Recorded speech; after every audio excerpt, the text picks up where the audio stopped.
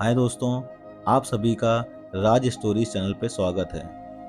आपको अगर मेरी कहानियाँ पसंद आती हों तो प्लीज़ कृपया करके मेरे चैनल को लाइक, सब्सक्राइब और शेयर ज़रूर कर दीजिए। दोस्तों, ये बहुत ही अच्छी स्टोरी है, स्किप मत करिएगा, ध्यान से सुनिएगा। चलते हैं स्टोरी की तरफ। मैं एक मुनीम के तौर पर एक भट्ठे में काम करता था। वहाँ पर कई खूबसूरत लड़कियाँ जिनकी उम्र 16 से 20 साल तक की होगी, रोजाना बहुत सस्ती मजदूरी पर काम करती थीं। एक दिन मेरे मालिक का आना हुआ और उनकी नज़र उन लड़कियों पर पड़ गई। अपना प्रमोशन पाने के लिए मैंने उन लड़कियों का सौदा मालिक से कर दिया। एक दिन जब मालिक मेरे घर से बाहर निकले तो मेरे पैर के नीचे की जमीन खिसक गई। मालिक ने मेरी बेटी के साथ। दोस्तों, ये कहानी है हमीरपुर गांव की, जहां गांव की गरीब औरतें और लड़कियां कम पैसे में काम करती हैं। गांव की एक कच्ची सड़क पर धूल उड़ाती नीरज की गाड़ी ईंट भट्टे पर पहुंची। मुनीम उसे दफ्तर में ले आया। कुछ समय तक नीरज ने फाइलें देखी, फिर मुनीम उसे भट्टे का मुआयना कराने लगा ताकि वह भट्टे के काम को समझ सके और सभी मजदूर भी अपने छोटे ठाकुर से परिचित हो जाएं। चलते चलते नीरज और मुनीम एक और गए, जहां कई औरतें मिट्टी गूंथने में मसरूफ थीं। नीरज की नज़र खूबसूरत चेहरे, गदराए जिस्म, नसीली आंखों और संतरे की फांकों जैसे होठों वाली एक लड़की पर जा टिकी। मुनीम जी, हम पहली बार मिट्टी में गुलाब खिला हुआ देख रहे हैं। नीरज ने उस लड़की के बदन का बारीकी से मुआयना करते हुए कहा। हुजूर, यहाँ हर रोज आपको ऐसे ही गुलाब खिले मिलेंगे। मुनीम ने भी चुटकी ली। मुनीम जी, उस लड़की को कितनी तनख्वाह मिलती है? नीरज ने पूछा। हुजूर, वह तनख्वाह पर नहीं, 60 रुपए की दिहाड़ी पर काम करती है, मुनीम ने बताया। बस 60 रुपए हर रोज? आप इतनी कम दिहाड़ी देकर उसके हुस्न की तौहीन कर रहे हैं, नीरज ने शिकायती अंदाज में कहा। सभी मजदूरों की दिहाड़ी दिवाली पर बढ़ाई जाती है। पिछली दिवाली पर उसकी दिहाड़ी 50 रुपए से 60 रुपए हो गई थी। अगली दिवाली पर 70 रुपए कर देंगे, मुनीम ने कहा। वह लड़की कितने दिनों से यहाँ काम कर रही है? नीरज ने पूछा। हुजूर, तकरीबन 3 साल से, मुनीम ने जवाब दिया। 3 साल में हर मजदूर को तरक्की मिल जाती है, पर अब तक उस लड़की की तरक्की क्यों नहीं हुई? नीरज ने नाराजगी जताई। हुजूर, दिवाली पर उसका प्रमोशन कर देंगे, मुनीम तुरंत बोला। अगले पड़ाव पर काम में मसरूफ दूसरी लड़कियों पर नजर डालते हुए नीरज बोला। मुनीम जी, ईंटों का यह बगीचा खूबसूरत फूलों से भरा पड़ा है।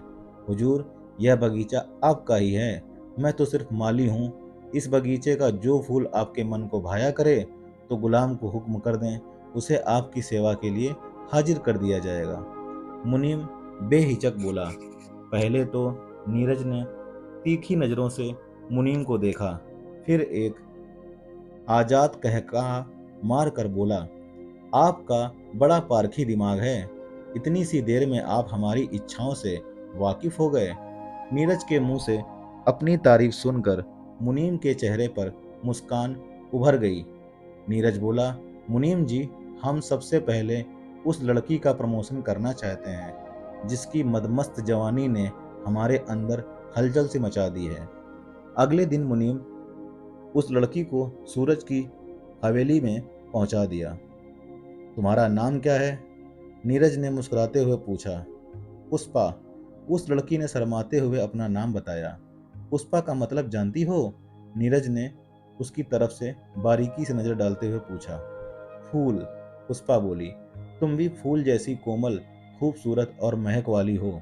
तुम्हारे रूप के मुताबिक ही तुम्हारा काम होना चाहिए, इसीलिए तुम्हारे काम में बदलाव करके तुम्हें तरक्की दे रहे हैं। अब तुम भट्टे पर काम करने के बजाय यहाँ का काम देखोगी, नीरज ने उसको बताया। पुष्पा अपने काम में मसरूफ हो गई और कुछ ही देर में नीरज के लिए कॉफ़ी बनाकर लाई। कॉफ़ी का प्याला मेज पर रखने के लिए वह झुकी तो उसके उभार बाहर झांकने लगे। पुष्पा जैसे ही सीधी हुई, नीरज ने आकर उसे अपनी बाहों के घेरे में ले लिया। छोटे ठाकुर, यह क्या कर रहे हैं आप? मैं गांव की लड़की हूँ और यह सब नहीं करती। पुष्पा नीरज की पकड़ से निकलने की कोशिश करने लगी। नीरज ने बाहों का घेरा कस लिया और बोला, शहर में यह सब आम बात है। तुम्हारी जवानी उफनती नदी की तरह है। मैं तुम्हारी जवानी के समंदर में डूब जाना चाहता हूँ। अगले ही पल नीरज की उंगलियां पुष्पा की छाती पर रेंगने लगीं। ऐसा मत करो, गुदगुदी होती है। पुष्पा ने एक अनोखी सी आह भरी। जब नीरज की छुअन से पुष्पा को मजा आने लगा तो उसने खुद को नीरज के हवाले कर दिया। नीरज पुष्पा को बिस्तर पर ले गया। अगले ही पल एक एक करके पुष्पा के देह के सारे कपड़े अलग होते चले गए। दो जवान देहों के टकराने से उठा तूफान तब थमा जब दोनों जिस्म थक कर निढाल पड़ गए। मुनीम की मदद से नीरज की इन हरकतों को बढ़ावा मिलता रहा। एक दिन मुनीम के पैरों के नीचे की जमीन ही खिसक गई जब नीरज की नज़र उसकी जवान बेटी पर रुकी। वह किसी काम के सिलसिले में मुनीम के पास आई थी। मुनीम जी, इस भट्ठे पर हम पहली बार इस लड़की को देख रहे हैं। अब तक उसे कहाँ छिपा कर रखा था? नीरज ने बेहिचक पूछा। छोटे ठाकुर, यह मेरी बेटी सुमन है। मुनीम के चेहरे का रंग उतर गया। मुनीम जी, पुष्पा हो या सुमन, एक ही बात है। दोनों का मतलब एक ही होता है, फूल। और तुम यह बात अच्छी तरह जानते हो कि हम खूबसूरत फूलों के बहुत शौकीन हैं। जो फूल हमें अच्छा लगता है उसे सूंघते जरूर हैं। नीरज ने कहा। मुनीम का दिल धक से रह गया। उसने एक बार फिर से याद कराया, छोटे ठाकुर, सुमन मेरी बेटी है। पुष्पा भी किसी की बेटी थी। नीरज ने ताना कसा। मुनीम को वहां से खिसकने में देर न लगी, लेकिन उसके कानों में नीरज के बोलने की आवाज आती रही। मुनीम जी, मेरी बातों की टेंशन मत लेना। आज मुझे शराब कुछ ज्यादा चढ़ गई है, इसलिए जवान काबू में नहीं है। मुनीम तेज कदमों से अपनी बेटी के साथ दफ्तर से बाहर निकल आया। एक दिन अनहोनी घटना घट गई। उस दिन मुनीम ईंट भट्टे से घर लौटा तो चौंक पड़ा। मुनीम ने नीरज को घर से बाहर निकलते देखा। मुनीम के चेहरे पर चिंता के भाव उभर आए। उसके कदम घर में घुसने के लिए तेजी से बढ़े। सुमन दीवार से टेक लगाए बैठी सुबक रही थी। यह नागवार नज़ारा देखकर मुनीम गस खाकर कटे पेड़ की तरह धड़ाम से फर्श पर गिर पड़ा। दोस्तों, अगर बुरा काम करोगे तो आपके साथ भी बुरा हो सकता है। क्या मुनीम जो जो भी किया सही किया या गलत किया, कमेंट करके बताइएगा। और अगर मेरे चैनल पर नए हो तो लाइक, सब्सक्राइब और शेयर जरूर कर लीजिएगा।